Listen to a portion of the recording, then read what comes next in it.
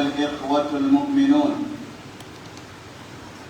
لقد انحرف النصارى في المسيح ابن مريم عليه السلام، فمنهم قال إنه هو الله، ومنهم من قال إنه ابن الله، ومنهم من قال إنه ثالث ثلاثة،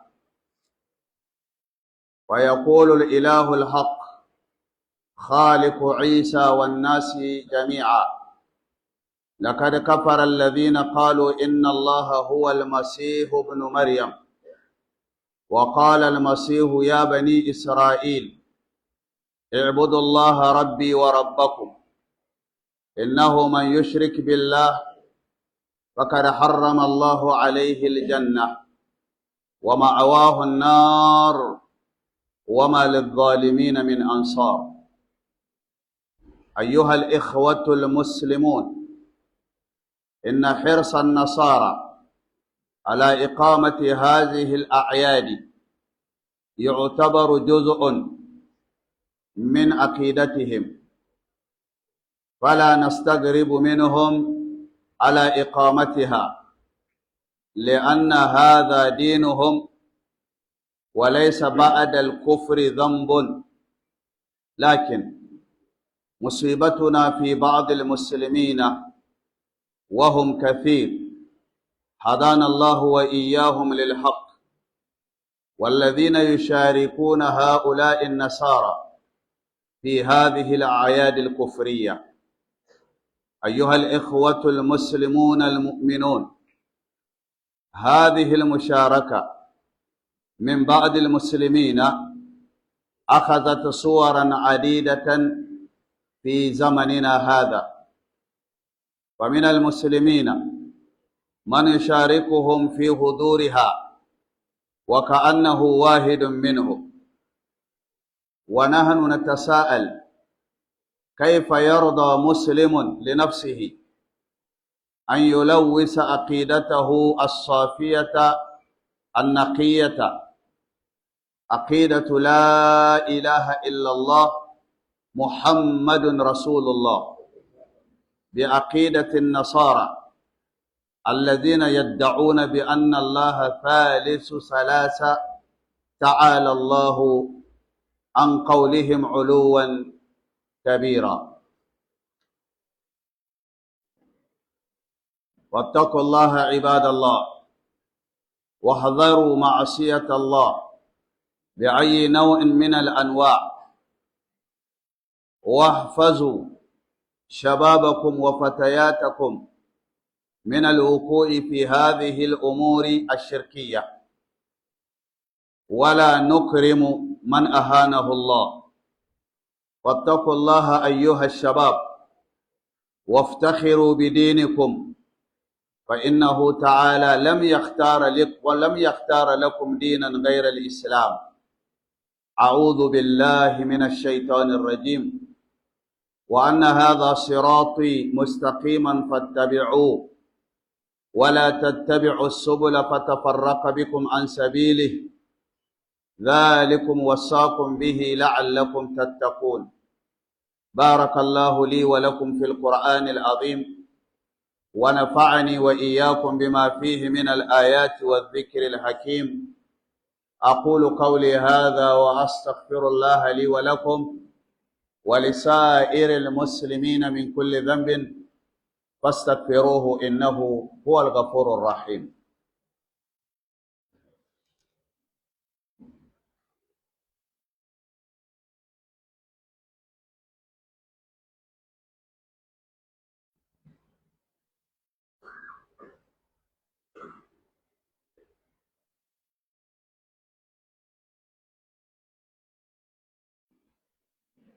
الحمد لله رب العالمين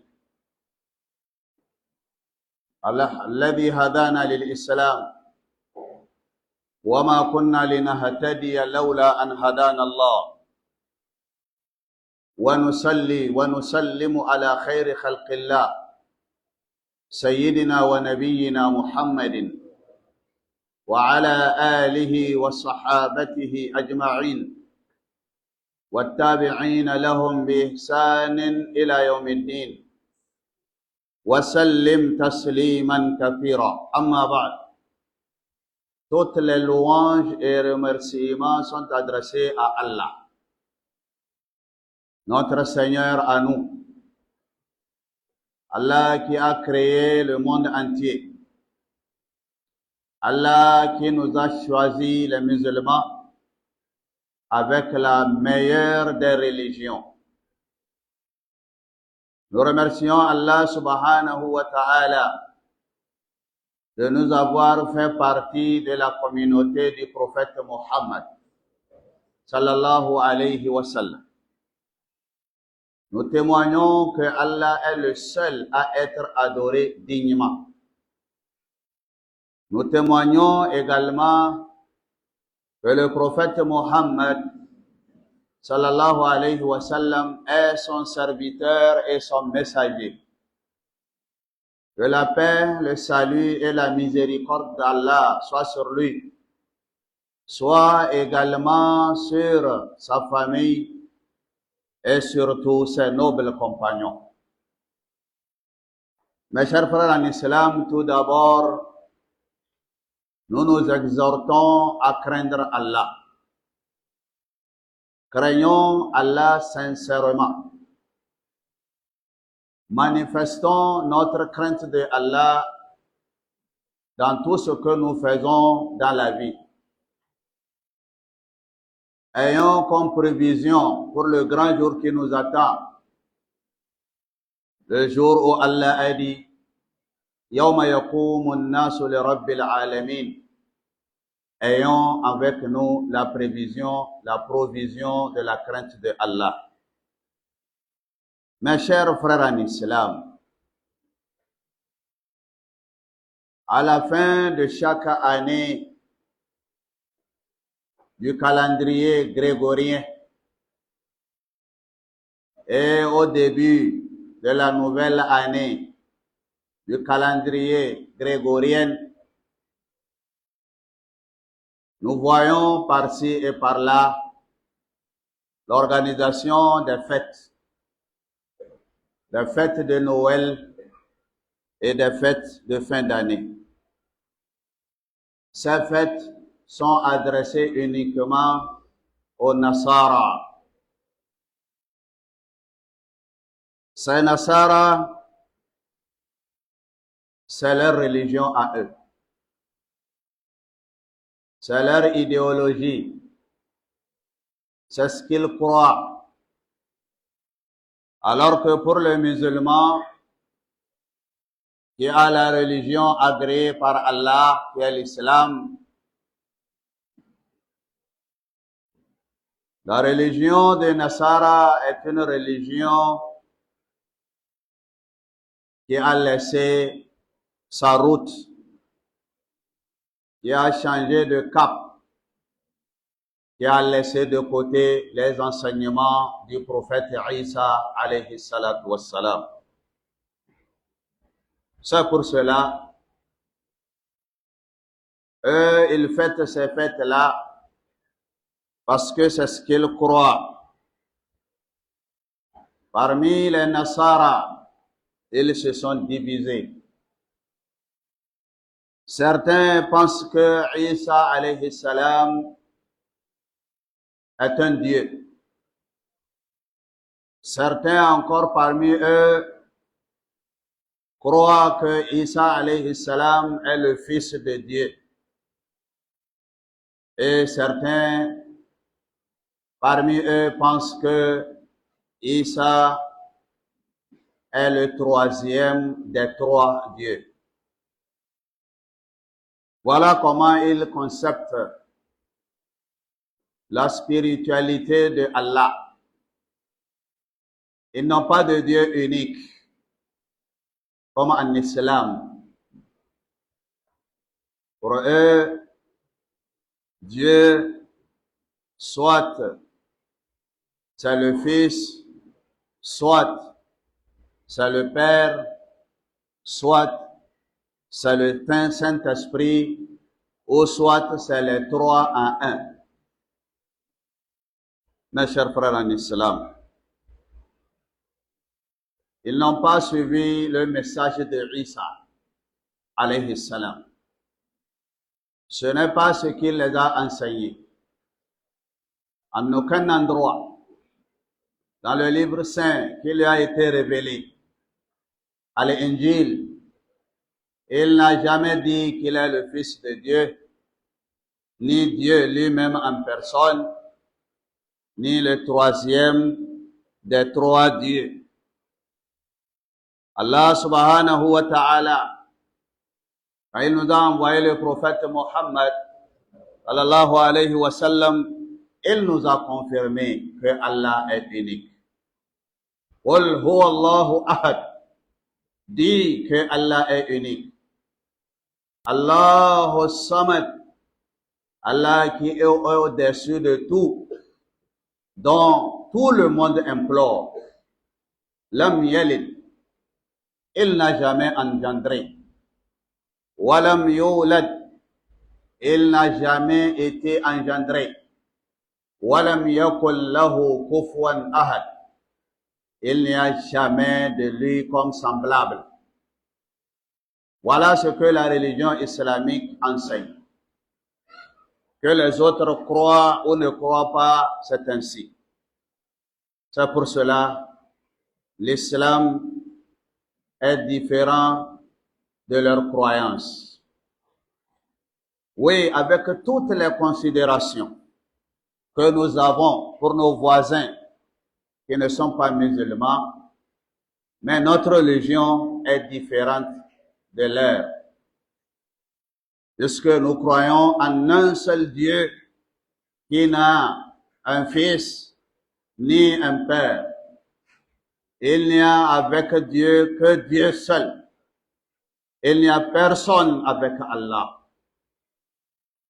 Allah subhanahu wa ta'ala nous a confirmé dans le Saint-Coran que leur croyance est en perdition. Allah nous dit, لَقَدْ كَفَرَ الَّذِينَ قَالُوا إِنَّ اللَّهَ هُوَ الْمَسِيحُ ابْنُ مَرْيَمَ. Certes, ceux qui croient que Allah c'est Al-Masih Isa, fils de Maryam, ceux-là ont mécru. وقال المسيح, alors que Al-Masih Isa alayhi salam lui-même il a dit à ses adeptes, à ceux qui le suivaient en ce moment, il a dit وقال المسيح يا بني إسرائيل, ô vous fils de Israël, اعبدوا الله ربي وربكم, adorez Allah, mon Seigneur à moi et votre Seigneur. Mon Seigneur à moi, je ne suis pas un Seigneur, je ne suis pas un Dieu, mais je suis un servant de Dieu. Je suis un esclave de Dieu comme tous les autres hommes sur la terre. Également, c'est votre Seigneur, votre Créateur. Il a ajouté en disant, innahu man yushrik billah, toute personne qui aurait associé Allah à autre chose, toute personne qui aurait fait ainsi, faqad harrama Allahu alayhi al-jannah, Allah a rendu le paradis pour lui illicite.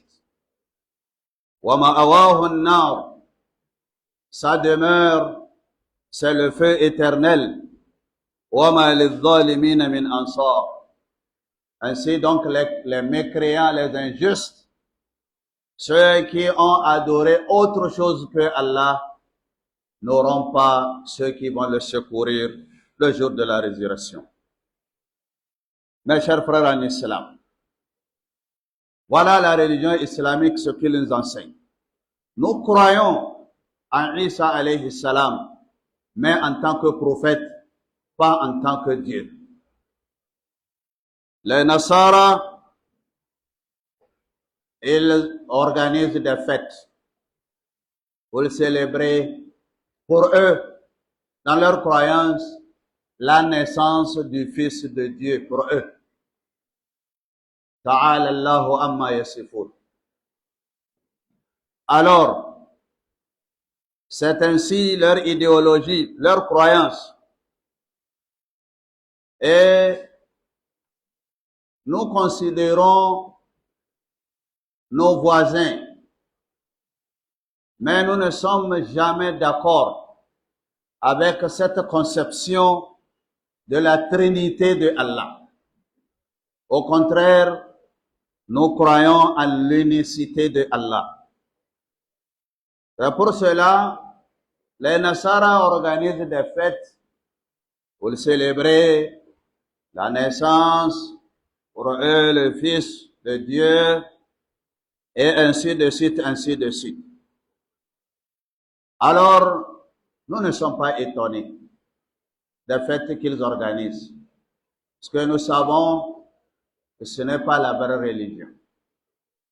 Mais ce qui nous étonne, mes chers frères en islam, c'est le comportement de certains musulmans qui se disent musulmans, qui se disent les adeptes de l'islam, qui se disent, ils ont comme akida, comme religion et idéologie, l'unicité de Allah, qui croient en la ilaha illallah, qu'il n'y a de Dieu à adorer que Allah, et qui croient au prophète Mohammed, sallallahu alayhi wa sallam, en tant que messager et serviteur de Allah, mais qui participent avec les Nasara dans ces fêtes de mécréance.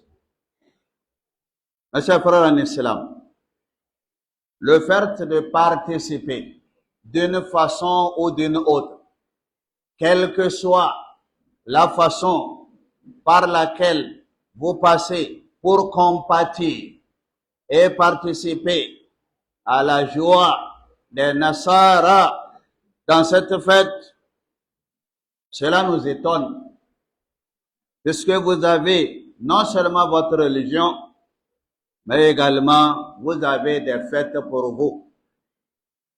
La fête de Ramadan et la fête de Tabaski.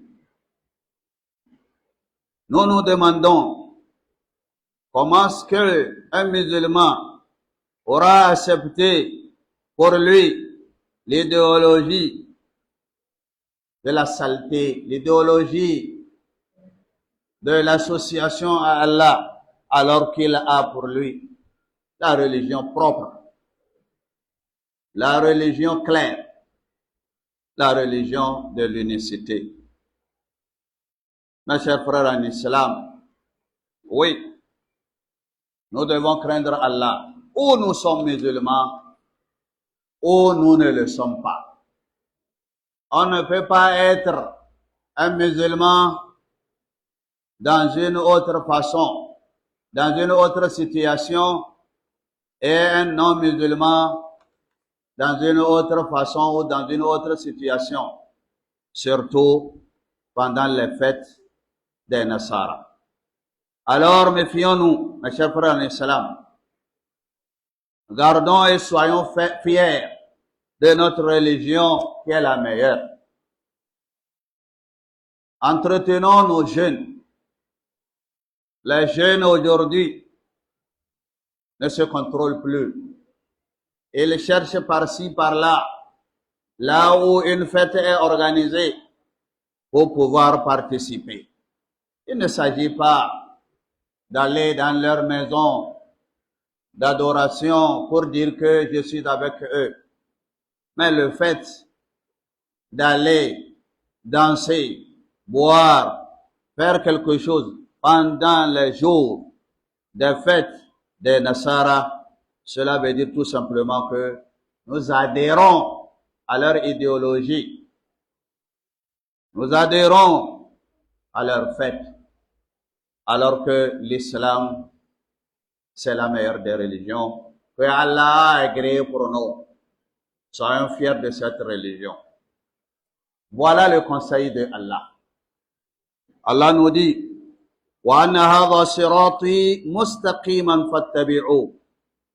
Et voilà mon chemin droit, l'islam. Suivez ce chemin-là. Wala tattabi'u subula. Ne suivez pas les autres voies, les autres chemins. Fatafarraqa bikum an sabilihi.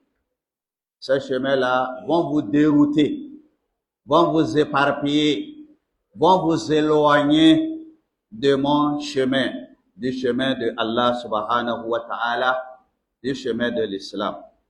ذلكم وصاكم به لعلكم تتقون. Voilà le conseil que Allah vous donne. Certainement, vous allez le craindre et suivre le droit chemin, le chemin de l'islam. Que Allah fasse de nous de bons musulmans. Que Allah fasse de nous des gens qui sont fiers de leur religion. Godiya ta tabbata ga Allah. Ubangiji mai baiwa ga bayansa, wanda ya zaɓe mu a cikin ɗibbin halittunsa, mu kasance shiryayyu akan addini mai tsafta, addinin kaɗaitaka ga Allah. Muna gode maka ya Allah, in ba don kai ka shiryar da mu akan hanyar musulunci ba, wallahi ba yanda za a yi mu shiryu. Mun shaida, Allah kai kaɗai ne abin da ya kamata a bautawa da gaskiya, domin baka da abokin tarayya. Mun shaida annabi Muhammad sallallahu alaihi wa alihi wa sallam bawanka ne, manzonka ne, kai ka aiko shi da addini mai kyau, addini mai tsafta, addinin wanda ya umarce mu bauta maka kai kaɗai, babu shirme, babu lalata, babu ƙazanta na shirka a cikin wannan addini. Ya zo ya karantar da mu, tsira da amincin Allah ya tabbata a gare shi, da shi da iyalansa da abokansa waɗanda suka ci gaba bayan rasuwansa, da karantar da al'umma a kaɗaita Allah da bauta, a tsaya akan addinin musulunci, a yi alfahari da addinin musulunci, a rabu da shirme. Amincin Allah ya tabbata a gare su, da wayanda suke rike da sunnansa, da wayanda suke karantar da ita. ‘Yan uwa musulmi, mu ji tsoron Allah da gaske, kuma mu sani mafi alkhairin guzuri da bawa ya kamata ya rika, domin tsayi wanda za mu yi gaban Allah, yawma yaqumu an-nasu li rabbil alamin, ranan da dukkan mutane za su tsaya gaban Allah domin ya yi musu hisabi. Allah ka sa wannan ranar guzurin da muka zo da shi shine guzurin tsoron Allah. ‘Yan uwa musulmi, a ƙarshen shekara na Turawa, da farkon sabon shekara na Turawa, na ce fa na Turawa ba na musulmai ba, akwai bukukuwa daban-daban da Nasara, na ce Nasara kun gane, suke yi a wannan lokaci, wanda addininsu karkatacce, wanda ya kauce wa karantar wanda Annabi Isa alaihi salam ya yi musu, suka sa a ciki cewa za su yi buki na farko wanda suke ce masa Noel, wai ranar haihuwan ɗan Allah. Inna lillahi wa inna ilaihi raji'un. Allah bai da ɗa. Wayannan su ne masu asalin bukukuwansu, wai ranar bukin ɗan Allah. Saboda haka suna da bukukuwa iri-iri a cikin addininsu, karkatacce, lankwasashe, marasa kan gado, duk da muna ƙaddara su, muna girmama su a matsayinsu na maƙwabtanmu, amma muna faɗa kamar yadda suke faɗa. Addininmu da nasu ba ɗaya ba ne.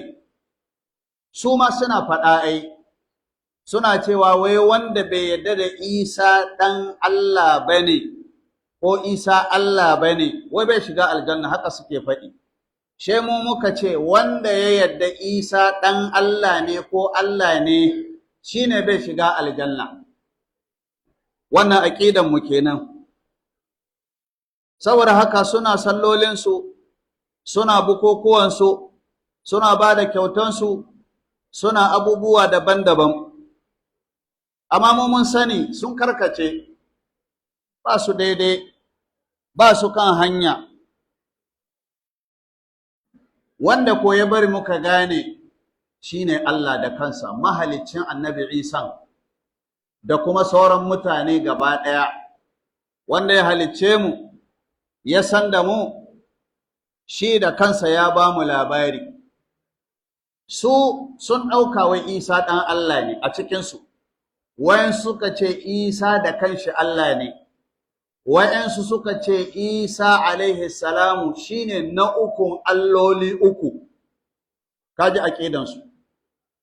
Sai mu muka ce Allah ɗaya ne, qul huwallahu ahad. Ji Allah ya ce ka gaya musu Allah makaɗaici ne, shi kaɗai ne. Allah makaɗaici ne, shi kaɗai ne. Allahu samad, Allah wanda yake saman kowa, wanda kowa yake kallonsa da neman ya biya masa bukata.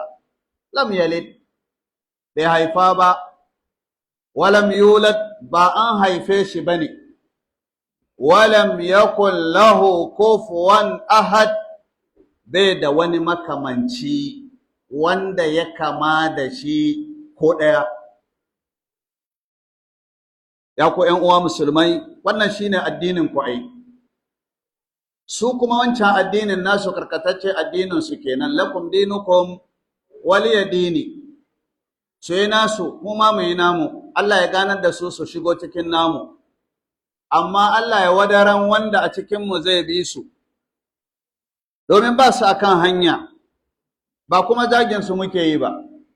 Domin su sun ce wai wanda bai yadda da Annabi Isa alaihi salam a matsayin Allah ba, wai bai shiga aljanna. Wannan suna faɗi ko ina. Shi yasa mu ma muke faɗi ko ina. Wanda ya yadda Isa ɗan Allah ne ko Allah ne, to shine bai shiga aljanna. Allah ya tabbatar da wannan magana. Irin gwagwarmaya da ƙoƙari da Annabi Isa alaihi salam ya yi musu. Allah ya ce, laqad kafara allazina qalu inna Allaha huwa al-masih ibn Maryam. Haƙiƙa sun kafirce waɗanda suka ce wai Allah shine almasihu Isa ɗan Maryam. Duk wanda ya ce Allah shine Annabi Isa ɗan Maryam, inji Allah da kansa, wai mai shi ya kafirce. A wurin musulmi, Nasara kafiri ne. Wa qala al-masihu, ga hujja, Annabi Isa almasihu ɗan Maryam alaihi salam sai ya ce, ya bani Isra'il, ya ku wanda aka aiko ni zuwa gare ku, banu Isra'ila, i'budullaha rabbi wa rabbakum, ku bauta wa Allah wanda yake ni Ubangiji na, wanda nike bauta, wa rabbakum Ubangijin ku da ya kamata ku bauta. Haka ya ce, ku bauta wa Allah Ubangiji na Ubangijin ku. Sai ƙara da cewa, innahu man yushrik billah, duk wanda ya kuskura yayi tarayya da Allah, yace wani abu ma Allah ne tare da Allah, to Allah ya tabbatar, Annabi Isa ya faɗa, yace faqad harrama Allahu alaihi aljanna, haƙiƙa Allah ya haramta masa aljanna. Yasa aqidan da muke da shi kenan, duk wanda yace Isa ɗan Allah ne, ko ya faɗa da bakinsa, ko yana sallah, amma yana mu'amala da su wurin bukukuwansu, za su yi wannan buki na cewa Isa dan Allah ne, ya je ya sharaka su, ya yi mu'amala da su, to haƙiƙa harrama Allahu alaihi aljanna, Allah ya haramta ma mai shi shiga aljanna. Wa ma'awahu an-nar, makomarsa ce wuta, wa ma lidh-dhalimin min ansar, kuma azzalimai kafirai ba su tare da nasara. Ya ku ƴan uwa musulmai, wannan ita ce aqidar musulmi amma na ƙwaran. Saboda haka su aqidar su kenan nasara, haka suke bukukuwan su, suna anashuwa, suna tsalle, suna kaza. Mu wannan bai ba mu mamaki, don aqidar su ce addinin su. Abin da ke da ban mamaki shine halayen wa'ansu musulmai gurgudantu, ruɓaɓɓu, wa'ansu musulmai ruɓaɓɓu, wa'anda suka ruɓe, jahilai waɗanda ba su ma san menene addinin su ba, da suke wato cuɗanya da su a wurin bukukuwansu. Wani zai ce, ai ba mu zuwa ɗakin bautansu ai. In baka je ɗakin bautansu ba, sai suka fito suna buki, suna rawa, suna shaye-shaye, ko a gidan rawa, ko a bakin teku, sai ka tafi, me kayin nan? Ka yi bukinsu, ka shiga layinsu, ka zama su, ka shiga cikin waɗanda suke bukin haihuwan ɗan Allah kamar yadda su suka faɗa, wal iyadu billah. ‘Yan uwa musulmai, abin na da ban mamaki, kai musulmi da kake da aƙida na kaɗaitaka, musulmi da kake akan kalmar la ilaha illallah Muhammadun Rasulullah, kai da kake da aƙida mai tsafta, mai haske, me zai haɗa ka da cuɗanya da waɗanda suke da aƙida karkatacciya ruɓaɓɓiya, ‘yan gidan shirme, me ya kai ka wurin nan? Kana sha'awansu, ka yarda da su, kana son su ne. ‘Yan uwa musulmai, mu ji tsoron Allah. In kana musulmi, ka tsaya musulmi. In kuma kana kafiri, ka tsaya kafiri. Amma ba ka yin summa amanu summa kafaru. In ana musulmi na sallansu, ƙaraman sallah da babban sallah, ka je. In kuma su ma suna nasu, shi ma ka je. Ba ka nan, gobe kiyama sai ka tashi a cikinsu kenan. Ku ji tsoron Allah, iyaye, ku ji tsoron Allah, matasa, samari da buduri, ku ji tsoron Allah, ku yi alfahari da addininku, ku yi alfahari da musulunci, kada ku rena da addininku. Wallahi, waɗanda ba musulmi ba da kansu sun tabbatar ku ne akan gaskiya. Amma kai, Allah ya wadaran naka ya lalace, yana shirye ya mayar da kanshi karkatacce saboda tsabar son zuciya da jahilci. Allah ka shiryar da mu, ka shiryar da matasanmu. Na ce Allah ka shiryar da mu, ka shiryar da matasanmu. Allah ka ɗora mu, ka ɗora matasanmu a kan hanyar ƙwarai. Allah ya yi mana wasiya. Me Allah ya ce, wa anna hadha sirati mustaqiman fattabi'u. Wagga ita ce hanya ta miƙaƙƙiya, hanyar musulunci, hanya ce miƙaƙƙiya, ba ta da lankwashe-lankwashe. Ku bi wannan hanyar. Wala tattabi'u subul, kada ku bi wa'ansu hanyoyi daban banda musulunci. Kada ku bi wa'ansu hanya wanda yake ba musulunci ba, fatafarraka bikum an sabil, za su wargazar da ku, su nesantar da ku daga hanyar Allah. Allah ka tsare mu. Zalikum wassakum bihi, wannan wasiya ce da Allah yake maku, da ku iyaye wanda aka ce ku kula da ‘ya'yanku, musamman wannan lokaci, ‘ya'yanku da suke haɗuwa da su a boko, suke haɗuwa da su wurin kasuwanci, ku yi kokari ku tsare su kan hanya. Matasa ku kama girmanku, musuluncinku ya kasance a hannunku. Allah ya ce wannan fa ina yi muku wasiya ne fa la'allakum tattaqun. Na tabbatar cewa za ku ji tsoron Allah, za ku tsaya akan hanyar Allah. Allah ka tabbatar da mu akan musulunci. Allah ka sa musulunci ya zama addinin da muke so har cikin zuciyarmu. Ka sa mu bar wannan duniya muna musulmai. Allah ka raba mu da shirka, ka raba mu da kafirci, ka raba mu da kwaɗayin kafirai. Ya Allah, ka ƙara tabbatar da mu akan aƙida da kuma sunna ta Annabi Muhammad sallallahu alaihi wasallam. Allah, mun ɗauki komai mun sa hannunka, al'amura sun yi tauri, Allah ka kawo mana sauƙi. Allah, muna da mara lafiya, Allah ka ba su lafiya. ‘Yan uwayenmu da suka je lahira, Allah ka ji kansu. Ran da za mu tafi, Allah ka sa mu cika da kalmar la ilaha illallah Muhammadun Rasulullah. Ya Allah, ‘yan uwayenmu da ƙasashenmu har yanzu suna fama da ‘yan ta'adda. Allah ka yi maganin waɗannan ‘yan ta'adda. Allah ka hallakar da su.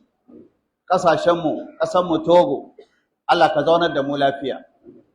Allah ka ƙara zaman lafiya a ƙasashenmu. Allah ka kawo zaman lafiya a duk ƙasashen musulmai. Allah ka sa mu gama duniya lafiya. Allahumma rabbana atina fid dunya hasana wa fil akhirati hasana wa qina adhaban nar. Rabbana zalamna anfusana wa in lam taghfir lana wa tarhamna lanakunanna minal khasirin. Rabbana alayka tawakkalna wa ilayka anabna wa ilaykal masir. ربنا افتح بيننا وبين قومنا بالحق وأنت خير الفاتحين. اللهم ربنا أعز الإسلام والمسلمين. اللهم انصر من نصر الدين. اللهم دمر أعداءك أعداءنا أعداء الدين. اللهم أذل الشرك والمشركين. اللهم اكفنا بحلالك عن حرامك واغننا بفضلك عمن سواك. اللهم أحسن عاقبتنا في الأمور كلها واجرنا من خزي الدنيا وعذاب الآخرة. اللهم أعنا على ذكرك وشكرك وحسن عبادتك. إن الله وملائكته يصلون على النبي يا أيها الذين آمنوا صلوا عليه وسلموا تسليما. اللهم صل على محمد وعلى آل محمد كما صليت على إبراهيم وعلى آل إبراهيم وبارك على محمد وعلى آل محمد كما باركت على إبراهيم وعلى آل إبراهيم إنك حميد مجيد. سبحان ربك رب العزة عما يصفون والسلام على المرسلين والحمد لله رب العالمين.